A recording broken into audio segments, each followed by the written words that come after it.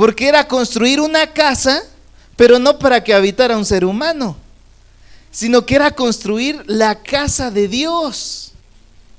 Hermanos, levantar un proyecto de evangelismo no es cuestión sencilla, no es un trabajo que podamos demeritar, no es algo a lo que podamos entregarnos a un 50, 70, 80%.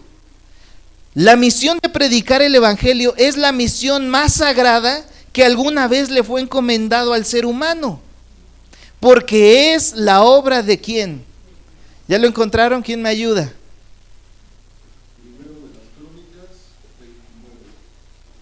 Primera de Crónicas 29, 1. ¿Qué dice?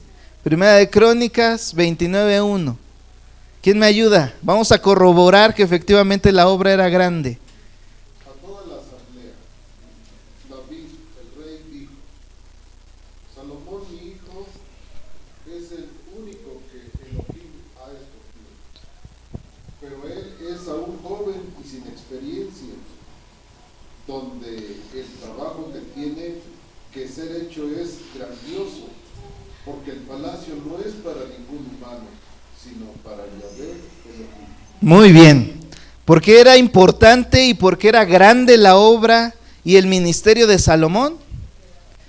¿Cuáles eran las cosas que impedían que Salomón pudiera lograr el objetivo de la misión? Tenía dos características: era joven y falto de experiencia. Esas dos características aparentemente no le permitirían trabajar para Dios, no le permitirían lograr el objetivo que Dios tenía, que se construyera una casa donde Dios habitara. Dos características que son parte natural de la vida de todo joven: juventud y falta de experiencia. ¿Cómo podríamos ayudar a Salomón a cumplir su objetivo? Imagine que usted es el guía, el maestro, el instructor que el rey David encomienda para dirigir a Salomón, para que Salomón se convierta en aquel hombre que cumpla la misión que ha sido encomendada. Bueno, hermanos, nosotros como iglesia hemos pensado cómo podemos lograr que predicar el evangelio, que es una misión enorme, sea conseguida con efectividad por medio de los jóvenes que hoy Dios ya llamó. Sabemos que los jóvenes están llamados, eso ya lo tienen desde antes, está profetizado, el llamado ya está hecho.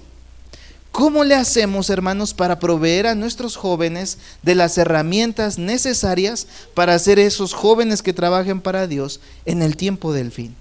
Bueno, para eso tenemos un plan. Es un plan 100% bíblico y le hemos llamado el club familiar. ¿Y el objetivo cuál es? Lo pueden leer ahí en el subtítulo. ¿Cuál es el objetivo? Hermanos, qué dolor hay en el corazón de ver a padres que no pueden llevar a sus hijos a la patria celestial. Qué dolor que haya hijos que no pueden llevar a sus padres a la presencia de Dios. Tenemos que hacer algo para revertir la estrategia del enemigo de las almas. Así es que avanzando ahí en la presentación, nosotros podemos recordar dónde aparece el plan de la familia unida. ¿Dónde aparece? En el Edén. ¿Qué era la familia para Adán y Eva? ¿Qué era para ellos? Imagínense ustedes esa época donde no existe nadie, solo Adán y Eva. Y la pregunta es, para ellos, ¿qué era la familia? ¿Se acuerdan al pobre de Adán? Estaba viendo ahí a los animales. Digo pobre de Adán porque estaba triste. Aún en el paraíso había algo que no lo dejaba 100% satisfecho. Vio a todos los animalitos y vio que ni uno se parecía a él. Que el león tenía a la leona, el oso a la osa, y Adán no tenía complemento. Dios permitió esa escena para que Adán se hiciera consciente de una cosa. ¿Cuál era? Estando solo, no está completo. Y él en su corazón deseó que hubiese alguien igual a él, parecido a él, con quien pudiera compartir todas esas bellezas, porque tanta belleza y para él solo parecía que era inútil. Pero dice la Escritura que una vez que fue consciente de su necesidad, Dios le permitió dormir, de su costilla formó a Eva, y ahora sí, cuando Adán despierta, Dios le entrega a Eva como regalo maravilloso de Dios. La familia, hermanos, es un regalo divino. ¿Cómo funcionaba la familia en el Edén, en la perfección? Hermanos, la familia funcionaba bajo el plan de Dios. No había nada que interrumpiera la felicidad que Dios había provisto para este hogar. Avancemos. Llegamos entonces a la familia de Abraham. ¿Cómo planeaba Dios salvar a la familia de Abraham?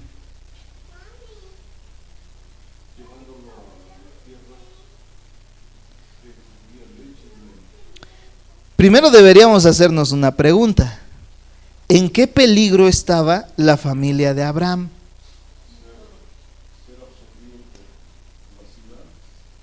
Ser absorbido por la ciudad.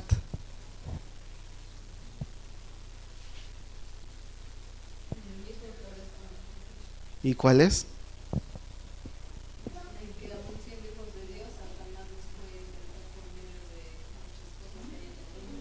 Ajá, la tentación que viene del enemigo. Eran una familia tentada por el enemigo. ¿Qué más? Ajá. Hermanos, ¿por qué Dios llamó a Abraham? La Biblia dice que Dios lo llamó porque vio en Abraham las características de un amigo. Porque el pueblo de Dios se estaba extinguiendo. De acuerdo a la Escritura, Satanás luchó para erradicar la simiente que traería al mundo al Mesías prometido, allá en Génesis 3:15. El Mesías estaba prometido. Así es que Satanás procuró acabar con la simiente verdadera que venía de Adán, y corromper a todo el mundo en pecado para que entonces el Mesías, si naciera en una familia llena de pecado, con el pecado a su alrededor, y que terminara pecando y fracasando en la misión. Así es que, ¿cómo salvó Dios a la familia de Abraham? Llamándolo a salir de la convivencia con el pecado. ¿Me doy a entender, hermanos? ¿Cuál es el enemigo que tiene la familia en este mundo? El pecado. ¿Cómo procura Dios salvar a la familia? ¿Apartándote de qué? Del pecado. Avancemos. Después nos encontramos a la familia esclavizada. Ustedes saben que Satanás no se quedó contento con que Abraham haya obedecido. De Abraham nació ¿quién? Isaac. De Isaac nació Jacob. Y de Jacob nacieron los integrantes de las 12 tribus. Y de las 12 tribus se formó el pueblo de Israel, que terminó en cautiverio en la tierra de Egipto. Así es que, como ellos se habían quitado el pecado de sus vidas y fueron creciendo espiritualmente con Dios, ¿cuál fue entonces ahora el medio por el cual Satanás quiso destruir a la familia divina? A través de la esclavitud de los mundanos, de los que eran extranjeros, de los que eran paganos, de los que no conocían la palabra de Dios. Ahora que los tienen esclavizados, ahora sí, esta familia no va a poder cumplir las expectativas de Dios. Les pregunto, al igual que Abraham, ¿esta familia necesitaba salvación? Sí. Era el mundo en pecado el que quería someter, esclavizar a la familia de Dios. La pregunta, ¿cuál de las dos situaciones está viviendo tu casa, tu hogar? ¿Estás siendo esclavizado por el pecado? Quiere decir, está habiendo tantas cosas contrarias a la Biblia en tu casa, que el pecado te tiene en sus garras y no te piensa dejar, y tu familia está en peligro porque hay muchos pecados que se practican en tu casa? ¿O eres de aquellos que no tienen el pecado en su casa, pero que a su alrededor el mundo lo ha esclavizado a un sistema donde la vida la deciden otros, tu horario lo decide otro, tu estilo de vida, tu forma de vivir, tu calidad de vida la definen otros y no tú ni Dios? ¿En qué tipo de peligro se encuentra tu familia? Hermanos, ¿saben? Hay personas que están viviendo los dos tipos de problemas. El pecado está dentro de su hogar, pero también están metidos en un sistema que no les permite tener una experiencia con Dios. ¿Estas familias necesitaban salvación? ¿Qué hizo Dios? Pues Dios los libró de las garras de la esclavitud. Avancemos, por favor.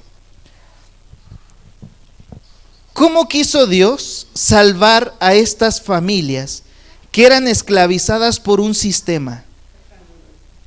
¿Llevándolos a dónde? Al desierto, que vivieran en tiendas de campaña.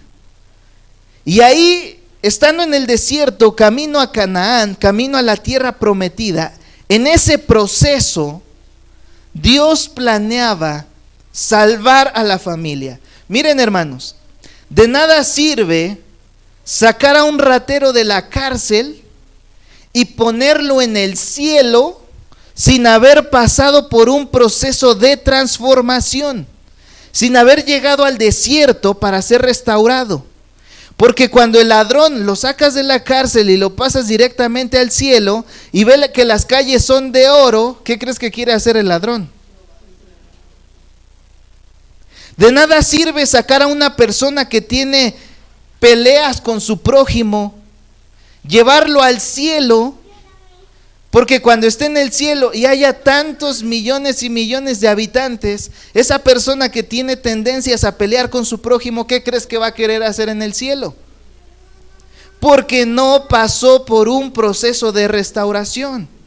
Hace rato hablábamos de alimentación y vimos que para restaurar por completo a este mundo, la muerte tiene que ser erradicada. Y entre ellos, la muerte de los animales que hoy el ser humano mata para poder comer. De eso se tiene que restaurar, ¿sí o no? Así es que si agarramos a un carnívoro, lo salvamos de la tierra y lo llevamos al cielo, ¿qué crees que va a querer hacer? Cuando pase la primer gallina va a correr atrás de ella. Porque no pasó por el proceso de ¿qué? Ahora, nuestras familias. Puede ser que ustedes y yo estemos batallando con el problema de tener el pecado en nuestros propios hogares. Y si así queremos llegar al cielo, hermanos, con esos pecados en los hogares, sin pasar por un proceso de restauración, cuando estemos en el cielo, ustedes y yo vamos a seguir siendo una familia pecadora. Ahora, si no hay pecado en nuestra casa, pero hemos aprendido a ser gobernados por el mundo y no nos negamos, no nos resistimos, no hacemos nada en contra de dejar el sistema del mundo, y así con ese sistema gobernándonos nos llevan al cielo, ustedes y yo vamos a pensar que el gobierno de Dios es igual. Y nunca vamos a poder disfrutar del gobierno de amor de Dios. Por eso, para que ustedes y yo seamos salvos como familias, necesitamos el plan de restauración de Dios. Vamos a ver en qué consiste el plan. Primer fiesta ceremonial, la Pascua. En la Pascua, si usted había peleado con algún vecino, se tenía que ir a poner a cuentas, porque juntos tenían que participar del Cordero Pascual. Era un corderito cocinado con hierbas amargas que se comía con una sensación de, no de satisfacción ni de saciedad, sino con amargura. Además, las personas tenían que estar vestidas con el cinturón puesto, con el bastón en la mano, con las sandalias preparadas, con las maletas listas, porque tenían que comer el cordero con premura, presurosos, porque después de la participación de la Pascua, el pueblo habría de ser liberado. Esta fiesta ceremonial tiene una enseñanza espiritual para ti y para mí hoy. Los israelitas querían ser libres de Egipto. Ustedes y yo queremos ser libres de este mundo. La ropa y la premura de querer salir representa que estamos esperando ansiosos la venida de Cristo Jesús. El corderito simboliza la pena de la vida, la amargura de la esclavitud aquí y la obra de redención de Cristo Jesús. Así es que esta fiesta ceremonial tenía una aplicación espiritual. Y gracias a Dios, hoy ustedes y yo podemos llevar en nuestra vida diaria las enseñanzas y la lección de esta fiesta espiritual. Reconciliarnos con nuestros prójimos, participar de Cristo y de su salvación y estar preparados para abandonar este mundo en cuanto Cristo aparezca en las nubes de los cielos. ¿Sabes cuál es el problema? Que muchos hemos olvidado que Jesús viene pronto. Y si olvidamos que Jesús viene pronto, entonces la Pascua, ¿de qué nos libera? ¿Qué objetivo tiene esta celebración? Ninguno. Entonces la gente sigue viviendo peleado con su prójimo, sigue sin participar de la salvación de Jesús, sigue sin querer salir de Egipto porque no entiende que Jesús viene pronto. Avancemos. Había otra fiesta. Avanzamos, por favor. Ayúdenme a despertar a los de la cabina. Gracias. ¿La fiesta de qué? De los panes sin levadura. Esta fiesta consistía en sacar el pecado de los hogares. Hermano, ¿tiene algo que sea pecado en su casa? Quítelo. ¿Tiene un hábito que cause pecado en su vida? Quítelo. Todo lo que sea pecado, sáquelo de su vida. Hay doctrinas de la Biblia que usted no comprende, sáquelas, porque eso es lo que significa la fiesta de los panes sin levadura. Que nuestras familias vivan alejados del pecado, nada de pecado en nuestros hogares. Avancemos. La fiesta de las primicias, darle primero ¿a quién? A Dios.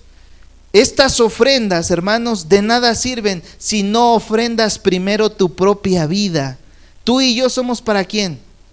Para Dios. Tú y yo somos esa valiosa ofrenda que Dios está buscando. Así es que las fiestas de las primicias significa que si mi mente está en el cielo, si mi objetivo es la patria celestial, entonces lo terrenal es pasajero. Si yo tengo 100 pesos y son los únicos y últimos 100 pesos que tengo, pero yo voy a la patria celestial, ¿en qué los voy a invertir? ¿En el mundo o en la patria celestial? Dice la palabra de Dios que donde esté nuestro tesoro, allí estará también nuestro corazón. Ponte a pensar, si tú tuvieras los últimos 100 pesos de este día, ¿en qué los invertirías? No, en comida. Porque si ya son mis últimos 100 pesos y no tengo para comer, pues entonces sí ya me amolé. Otro sería más inteligente y diría, no, yo los invertiría para vender, producir y tener ganancia, y esos 100 pesos me van dando otros 100 pesos y así, y ya me recupero. Bendecido seas si tu pensamiento es, esos últimos 100 pesos que me quedan, los dedicaría en la obra del Señor. Porque significa que tu mente no está aquí en la tierra, sino en el reino de los cielos. Por eso el pueblo de Dios tenía que aprender a ofrendarle a Dios. Porque el proceso de ofrendar es un proceso que tiene que ver con la salvación. Quitarnos la mente de este mundo y colocar nuestra mente en las cosas eternas. Esto significa la fiesta de las primicias. Avancemos. La fiesta del Pentecostés. Después de que hemos venido juntando cada sábado nuestra primera ofrenda de lo que Dios nos ha dado, entonces se recibe el Espíritu Santo. Para ser salvo, nuestras familias necesitan el Espíritu Santo. Amén. Una familia que no es dirigida por el Espíritu Santo no tiene posibilidad de salvarse. Ahora la pregunta es, ¿cómo puedes saber que tu familia y tu vida la dirige el Espíritu Santo? ¿Cómo se sabe? Por sus frutos, muy bien.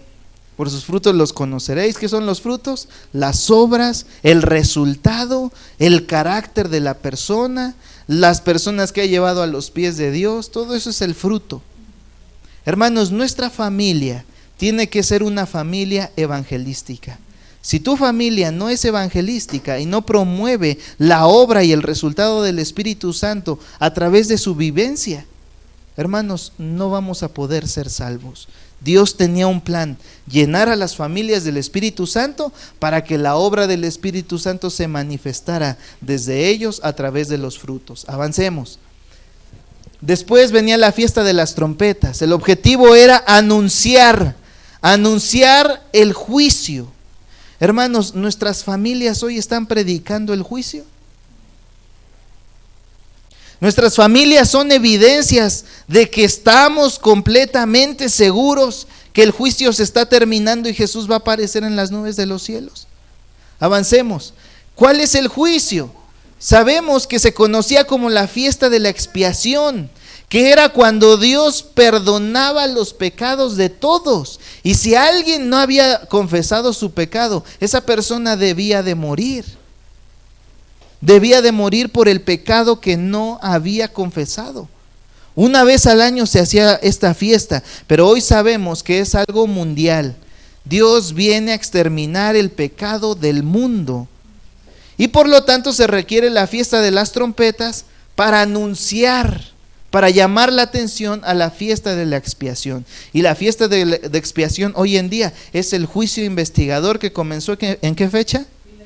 1844, y que va a determinar cuando caiga la primer plaga sobre el mundo. En ese momento se acabó la expiación, se acabó el juicio, ya no hay más salvación para nadie y lo que viene es el castigo. Aún antes de que Jesús venga, la puerta de la gracia se cierra.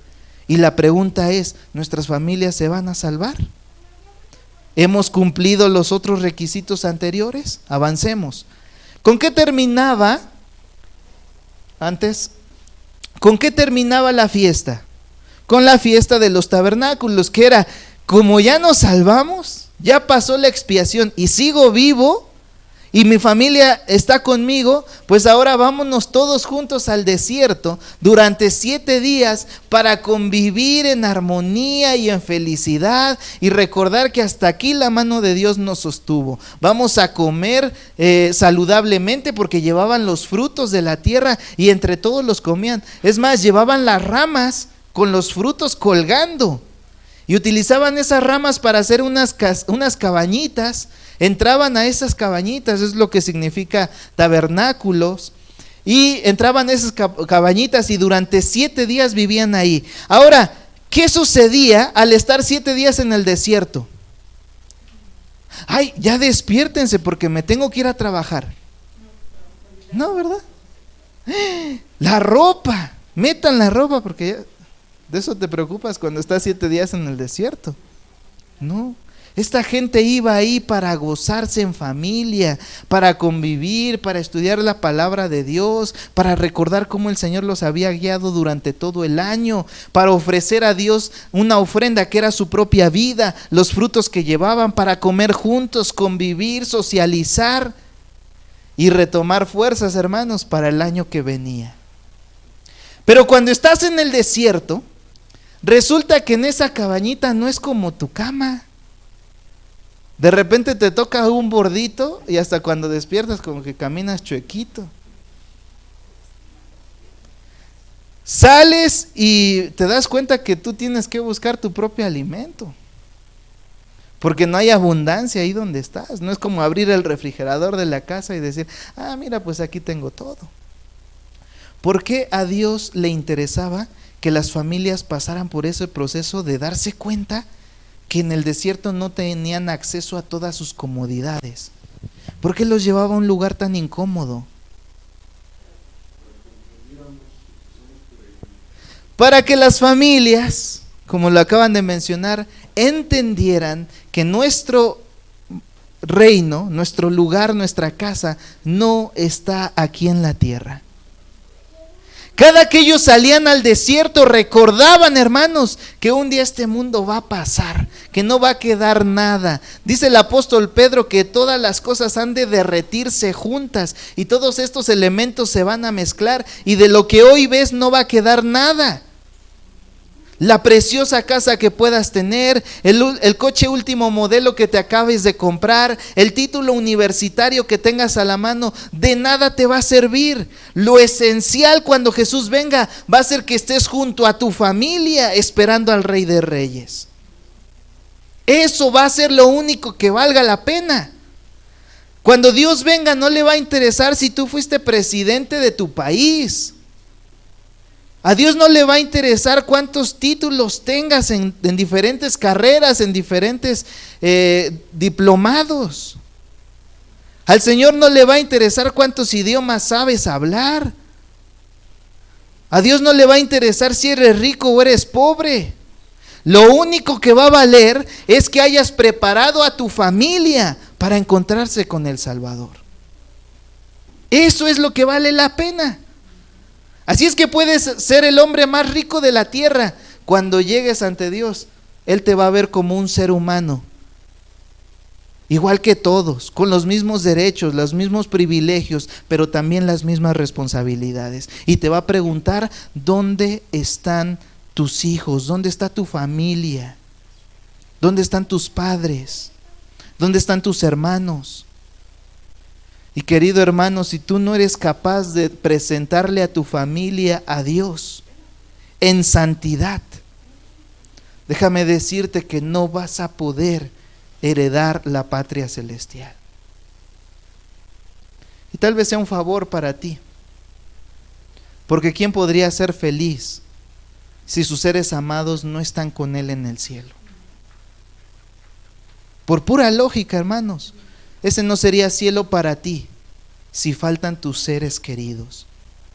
Por eso en la Biblia vas a encontrar que el mensaje de Jesús es: ve a predicar primero a Jerusalén, a Judea. Quiere decir a tu casa, a tu familia, a los que te rodean.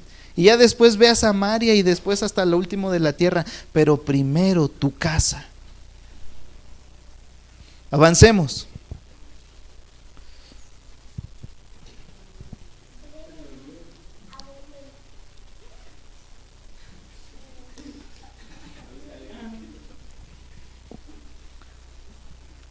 Gracias. Vamos a poner un timbre desde aquí. Gracias. Así es que ahí está, en resumen, los objetivos de la fiesta ceremonial: reconciliar los hogares, la fiesta de los panes, educar a las familias a sustituir, ¿qué cosa? Actividades seculares, hábitos pecaminosos por cosas sanas y productivas, hermanos. Enseñar en la fiesta de las primicias a ser fieles administradores ¿de qué? Yo les pregunto, hermanos, ¿nuestros hijos están capacitados en esto? En amar al prójimo, en entregarse por ellos, en sacrificarse. ¿Sí?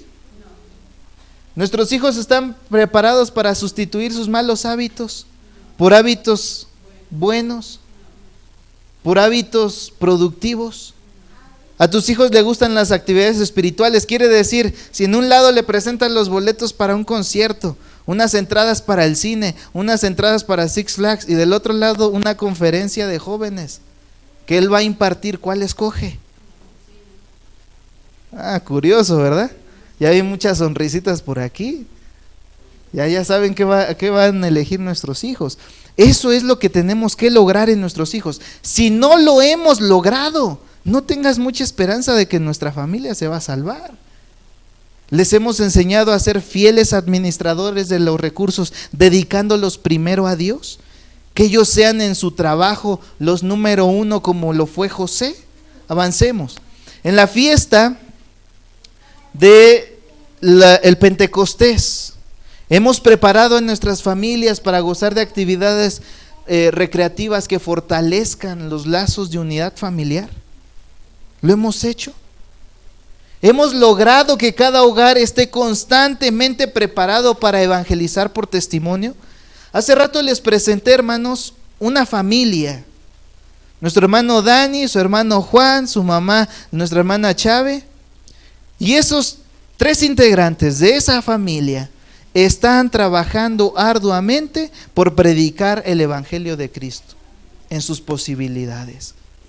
Y eso es digno de admirar, hermanos, porque están preparándose para evangelizar. Ahora, no estoy hablándoles que el hermano Juan y el hermano Dani son jóvenes que dependan de su mamá. Ellos ya tienen sus familias, ellos ya están casados, ya viven aparte, pero siguen uniéndose para predicar el evangelio. Yo creo que podemos seguir un excelente ejemplo a través de hermanos que ya están llevando el objetivo que toda familia debe cumplir. Qué orgullo, ¿verdad? Miren, hay personas que se han encargado de que sus hijos se esfuercen por tener una carrera. Pero si su carrera no los va a llevar al reino de los cielos, hermanos, eso no es nada de lo que debamos de enorgullecernos. Me estaba platicando nuestro hermano que su nivel de escolaridad no es muy alto. Pero hermanos, lo que ha trabajado para Dios, Dios también le ha devuelto a él con manos llenas. Y qué orgullo de los padres saber que mi hijo no estudió, pero ha logrado lo que ha logrado porque Dios está con él, porque es un hombre de fe, porque es una persona de oración. Qué orgullo para los padres.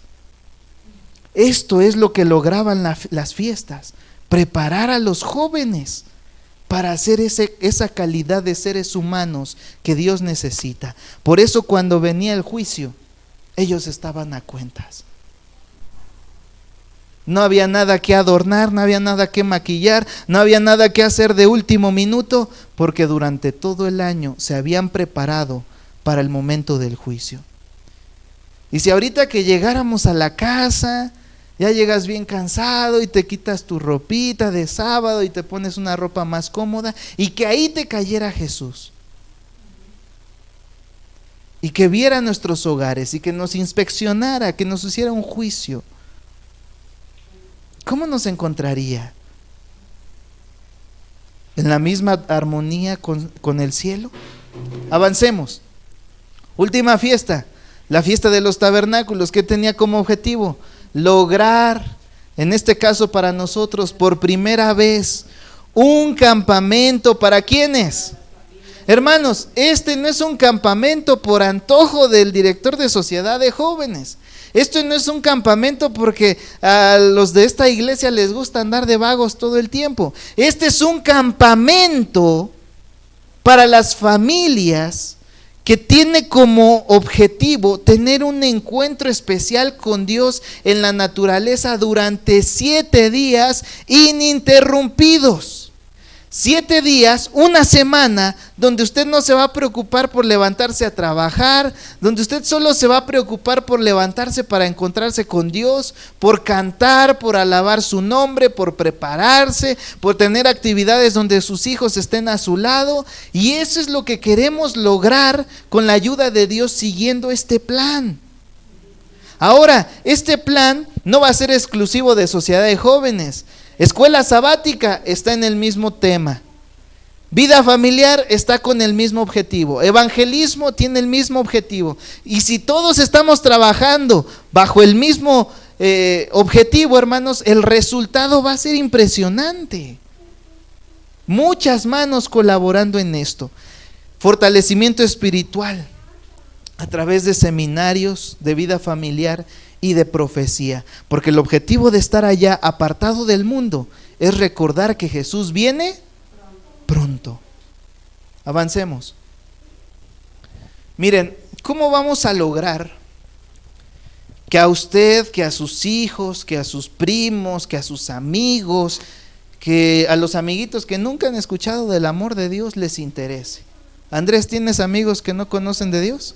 ¿Tienes primos, tienes tíos, tienes familiares jóvenes que no conocen de Dios? Hay un plan para que ellos lleguen a la iglesia. Hay un plan para que ellos conozcan a Dios. Samuelito, ¿tienes amigos, tienes conocidos, familiares que no conocen de Dios y que aún están en etapa joven y los podemos traer a los pies de Dios? Y también Sergio, y también Elisa, y también Esli, y todos aquí tenemos a nuestro lado jóvenes que podemos traer al camino de Dios. ¿Cómo lo vamos a lograr? Miren, aquí en la pantalla, ustedes tienen lo que va a ser nuestro plan de actividades. Hay actividades agropecuarias. ¿A qué creen que se refiere a eso? Agropecuarias, siembra y cosecha. Artes y actividades manuales, ¿a qué se refiere? Hay que tener habilidad en lo que hacemos. Actividades recreacionales. ¿Va a haber momento para divertirse? Sí. Actividades vocacionales.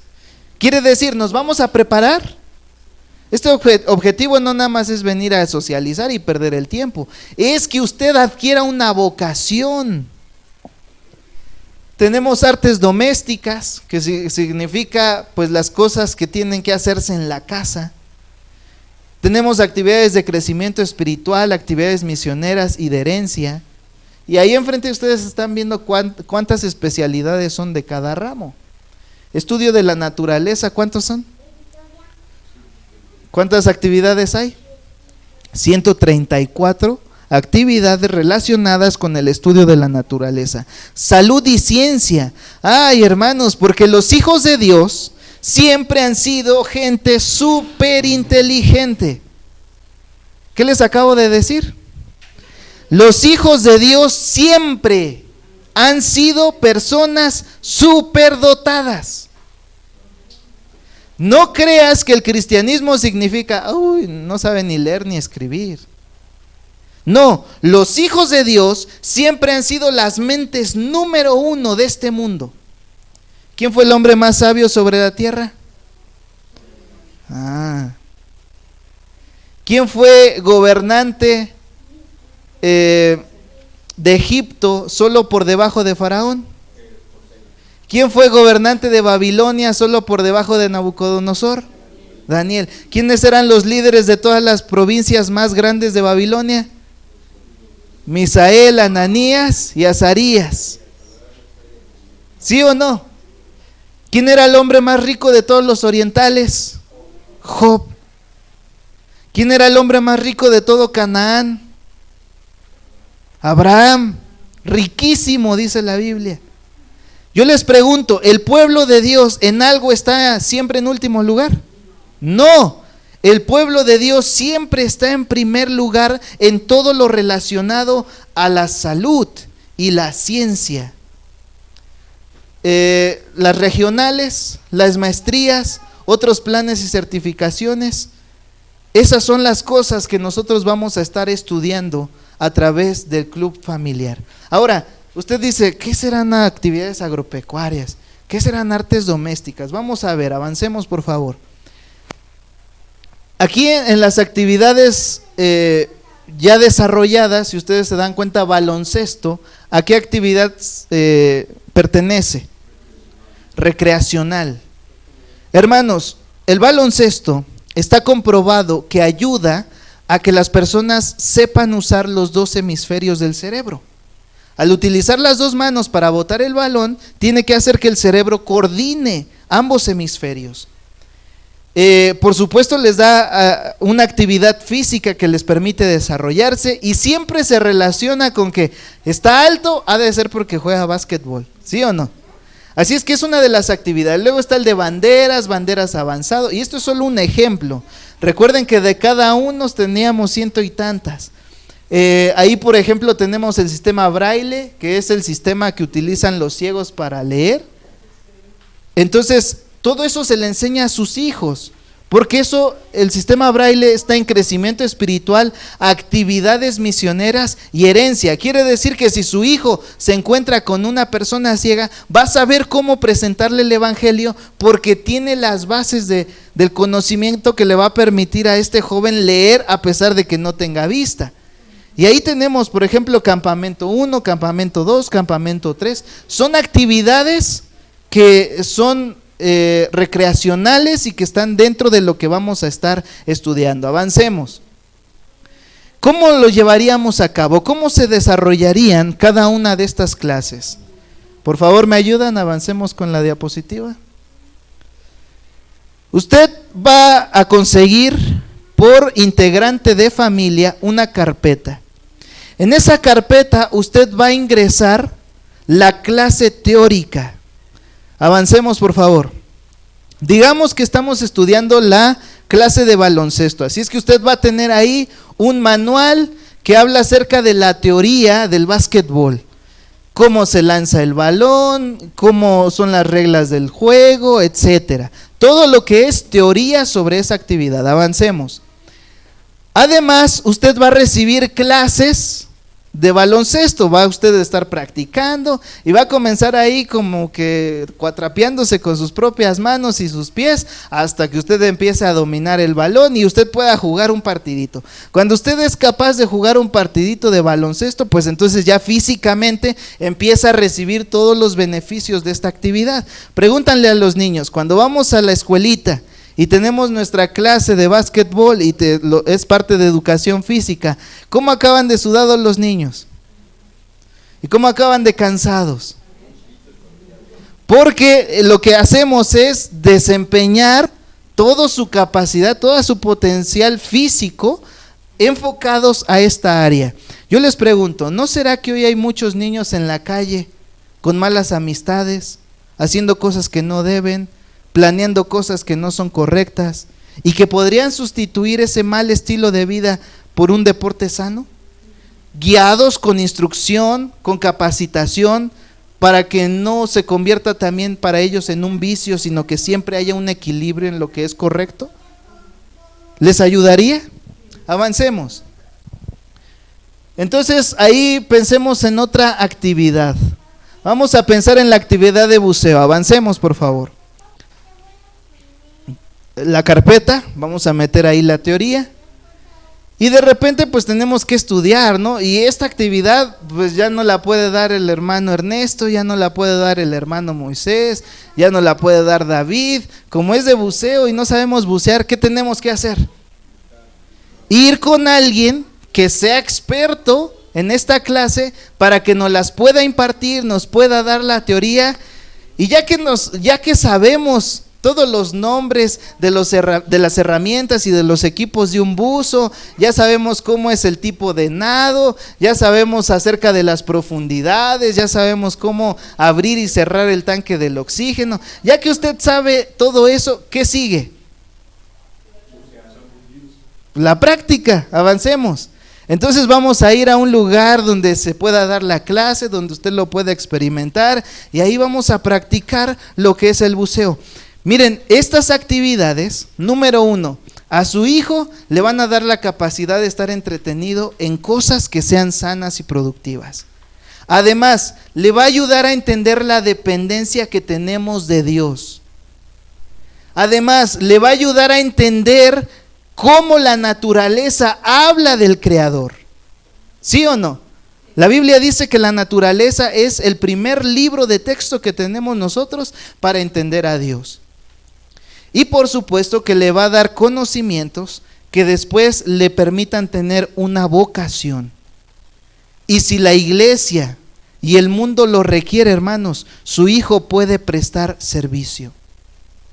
Miren, hace poquito hubo en una localidad ahí cerca del hogar, de la casa, un accidente, una persona se ahogó en una presa.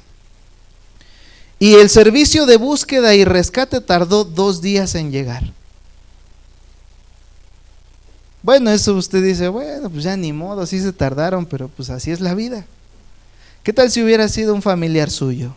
¿Le hubiera gustado que el equipo de búsqueda y rescate tardara 2 días en aparecerse en el lugar? Si saben qué es lo que nos detiene, ¿saben cuál es la impotencia nuestra? Que no sabemos cómo hacer ni qué hacer. No estamos capacitados. Pero si nuestros niños desde pequeños comienzan en todas estas actividades, cuando ellos sean grandes, van a ser como Daniel y sus amigos, entendidos en toda ciencia. Avancemos. ¿Cuál va a ser el resultado? que de repente su hijo inquieto, al que nada más está viendo qué travesura hacer, su hijo ya no le van a interesar las travesuras, sino que le van a llenar las cosas que tengan que ver con el intelecto. Avancemos. Ustedes van a poder ver a sus hijos con otra imagen, con otra apariencia. Hace poco le dije a un niño de la escuelita, a mí me gustaría que tú seas misionero para Dios. Y ¿saben? Se le abrieron sus ojos, se abrió su boca y dijo, ¿qué? Sí, yo quiero que tú seas un predicador. Y entonces cambió su forma de pensar. Y en la semana se me acerca y me dice, maestro, si usted me deja ir al evento que van a hacer en Tepalcapa, me voy a aportar completamente diferente. Y hoy está aquí con nosotros, me refiero a Andrés. ¿Les ha gustado cómo se comportó hoy Andrés? Diferente, ¿verdad? Estuvo muy atento, se acercó a nosotros, nos hizo plática, está poniendo mucha atención. Porque si a nuestros hijos les damos un sentido del vivir, nuestros hijos van a tomárselo en serio. Ellos son diferentes a nosotros. Hermano, le toca ser maestro de tal, le toca ser director de ministerio tal. Y entonces como que decimos, ay, eso está re difícil, ¿no? Ahora me tocó trabajar con jóvenes, no, yo no les tengo paciencia. Quiere decir, no nos las creemos primero. Pero si me la creo, entonces voy a actuar como necesito actuar a fin que Dios me capacite.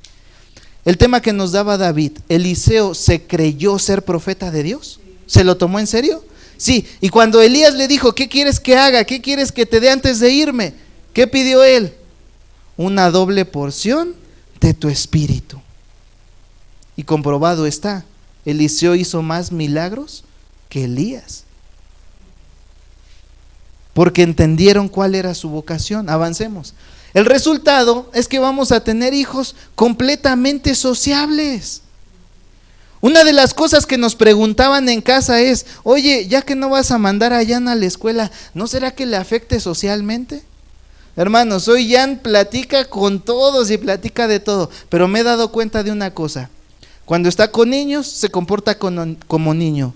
Cuando está con adultos, platica como si fuera adulto. Y hasta la gente dice, ¿cuántos años tiene? 4, va a cumplir 5. Ay, yo pensé que ya estaba más grande, porque bien clarito que habla y bien lo que nos dice. Hermanos, yo estoy seguro que así como el bebé en casa, sus hijos también van a lograr hacer grandes cosas para Dios. Y la gente se va a sorprender cuando hable con ellos, cuando los vea desenvolverse, cuando los vea ser. Porque sus hijos van a reflejar que han estado con Cristo Jesús. ¿No era David un hombre poderoso en palabras, en acciones y en fe cuando se presentó delante de los filisteos? Sí, y dicen los eruditos bíblicos que no pasaba de los 15 años. Y ya era una persona que sorprendía por su ser. Así es que en esto se van a convertir nuestros hijos. Avancemos. Cuando ellos se vayan desarrollando y cuando ellos vayan creciendo, no van a crecer para llegar y formarse en una fila y esperar que le den trabajo y después llegar y checar en un lugar, y si llegaste un minuto tarde te me regresas, y que los traten mal y que no les den las prestaciones que se merecen y que al final les paguen una miseria. Su hijo va a pensar en más y va a querer vivir para servir, va a querer vivir para ayudar a otros jóvenes, va a tener tanta alegría en su corazón que va a ser capaz de pararse donde quiera y transmitir la alegría de Cristo Jesús en sus vidas. Los grandes misioneros de la historia primero fueron niños capacitados en el temor de Dios.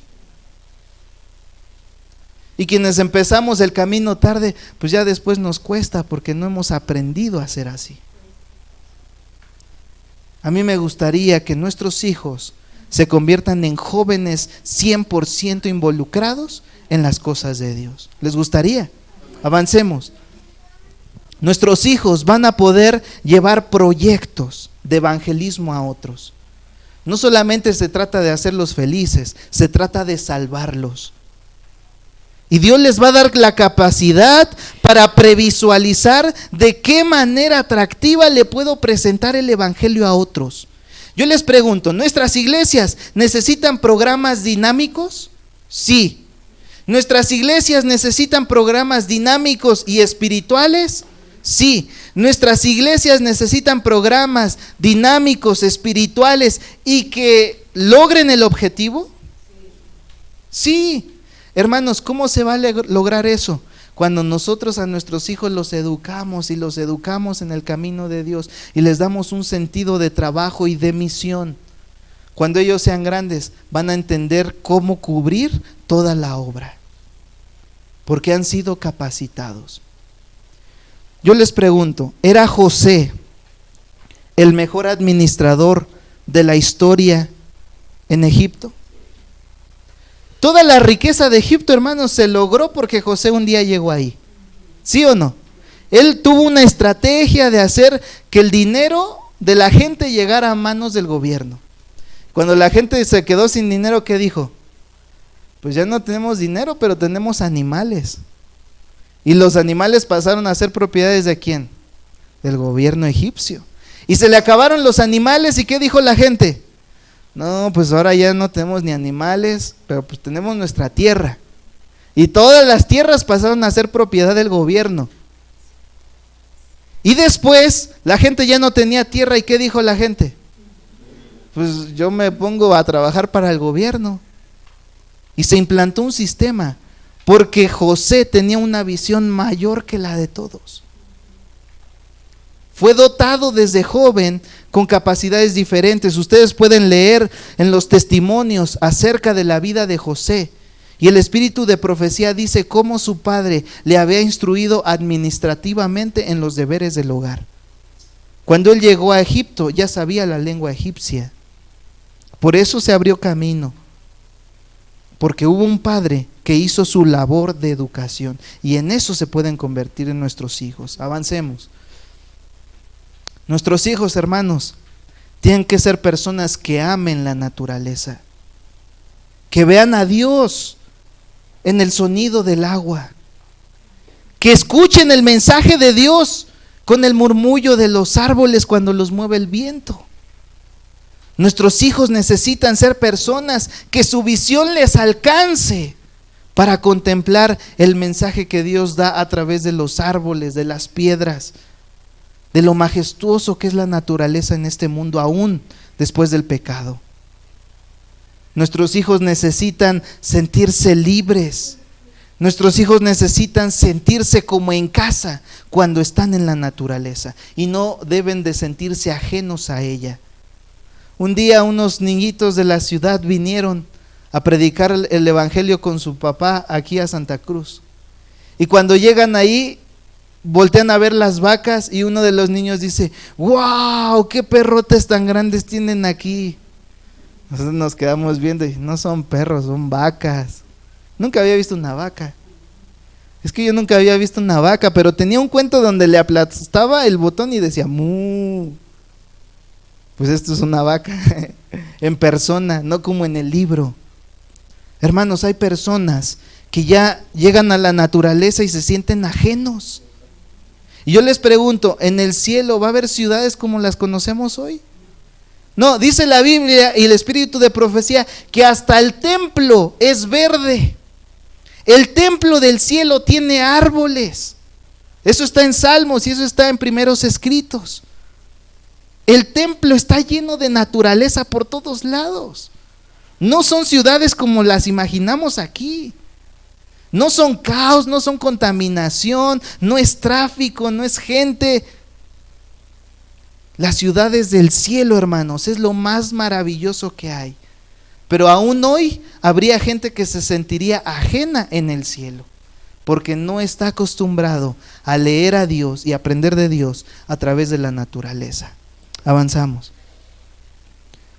Proverbios capítulo 4. Vamos todos por allá, por favor. Proverbios capítulo 4.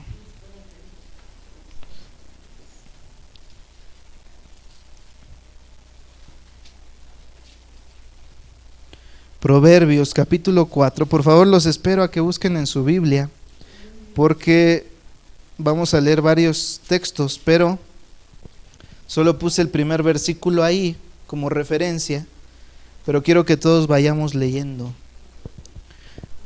Proverbios capítulo 4, versículo 1. Si me ayudas a salir ya de ahí, Damaris, es la última, ¿verdad?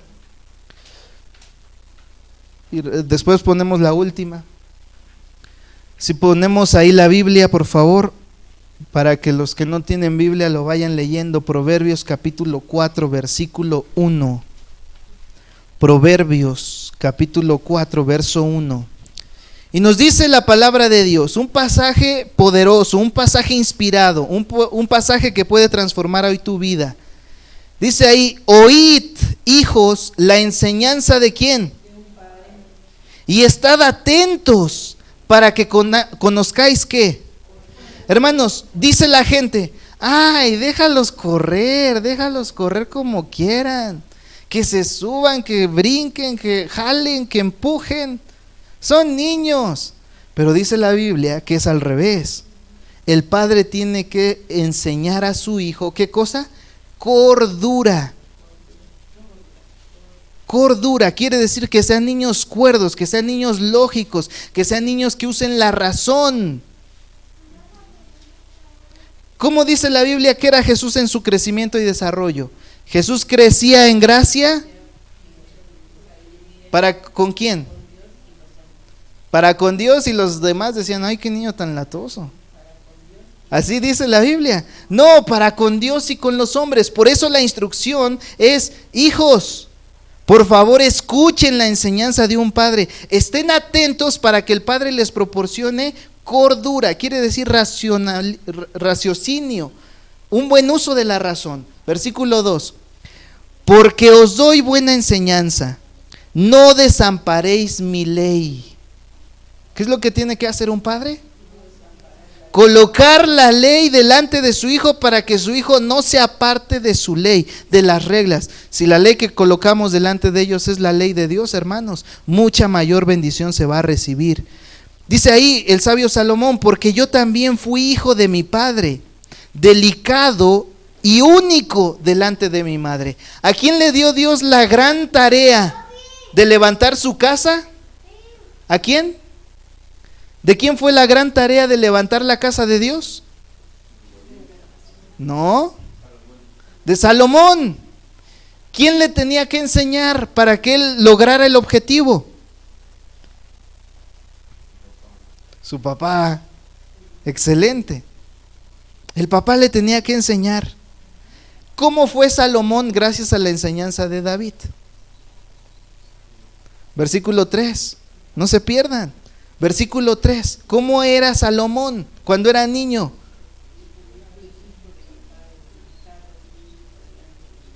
¿Cómo era él?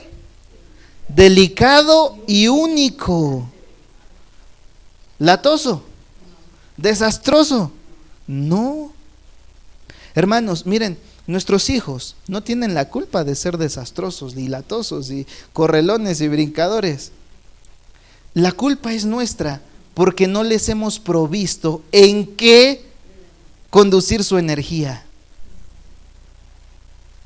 Nosotros en la escuelita tenemos los niños más latosos. Y como tenemos los niños más latosos, dice Lisita, tenemos los niños más latosos, necesitamos darles actividades que realmente los enfoquen, hermanos. Y convertimos esos niños latosos en los niños más resistentes físicamente. No he encontrado niños así. Yo los veo y me sorprendo. Yo corro con ellos y me sorprendo y hasta me espanto, hermanos, y le meto más velocidad. Porque nuestros niños tienen grandes capacidades, pero si la mente está ociosa, son incapaces, hermanos, de estar concentrados. Pero cuando les damos actividades, nuestros hijos nos van a sorprender. Saben, hemos puesto a Sofi a competir con niños más grandes, con el memorama. Les ponemos las letras del abecedario, las volteamos, y hermanos, hasta los grandes, Sofi les gana.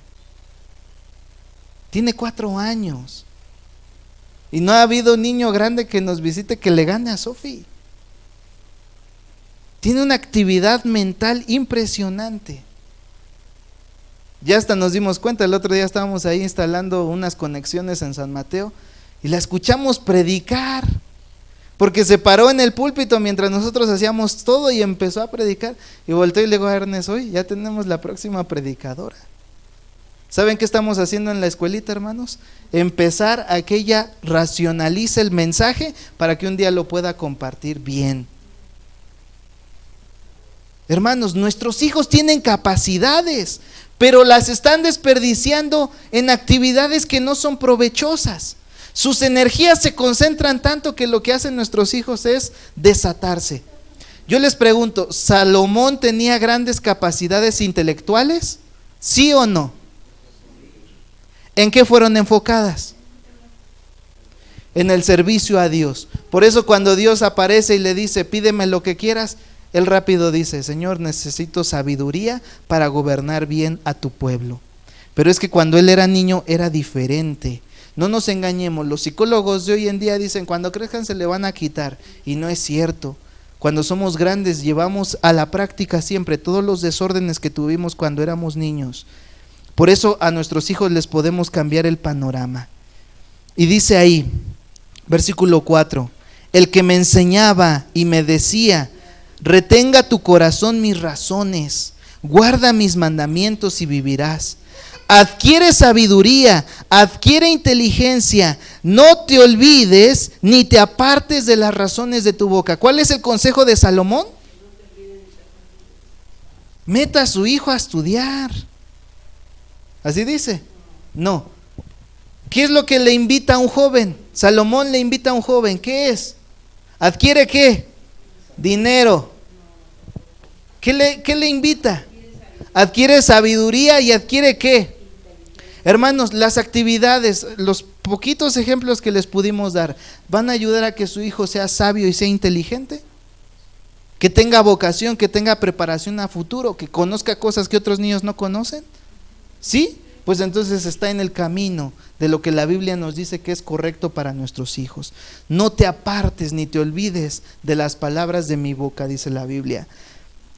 Dice ahí el 6, no la dejes y ella te guardará. Cuando tú cuidas de la inteligencia cuida de ti. ¿Sabías eso? Es mejor instruir un niño inteligente, porque la inteligencia cuidará de él toda su vida. Y cuando la inteligencia no sea capaz de cuidarlo, aparecerá la sabiduría. Por eso dice la Biblia, y sobre todas tus posiciones adquiere sabiduría. Sobre todo lo que tengas adquiere inteligencia. Versículo 8, engrandécela y ella te engrandecerá. Entre más inteligencia, más grande es el hombre. Entre más sabiduría, más honorable es el hombre. Dice ahí, ella te honrará cuando tú la hayas abrazado. Versículo 9, adorno de gracia dará a tu cabeza, corona de hermosura te entregará. Hermanos, las cosas inteligentes, las cosas sabias, es lo mejor.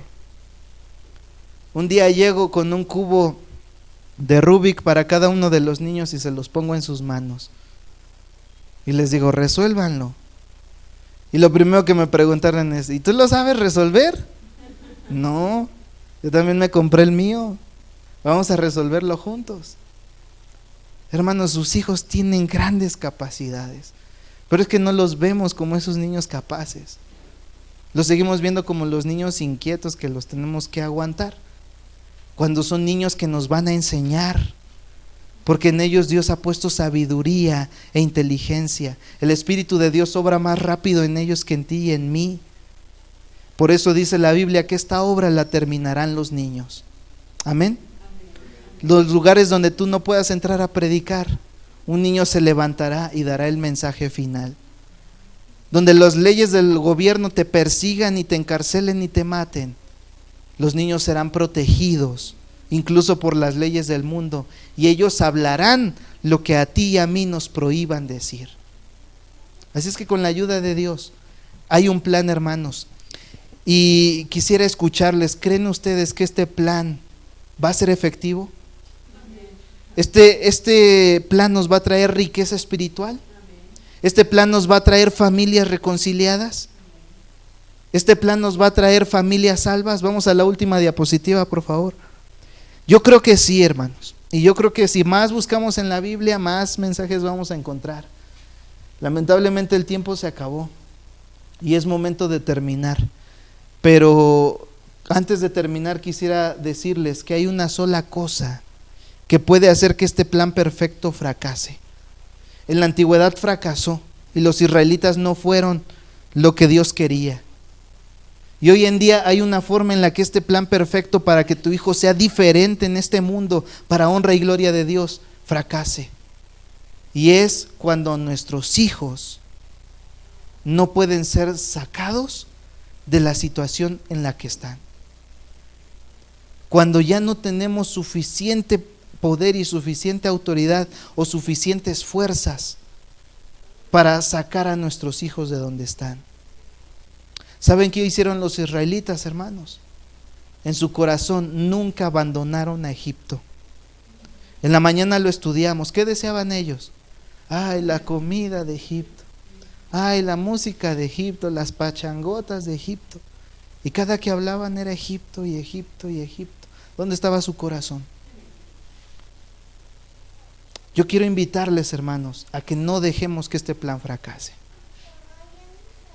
Si mi hijo no quiere, yo todavía tengo autoridad como padre de acuerdo a la Biblia. Si mis padres no quieren, yo tengo libertad de acuerdo a la Biblia.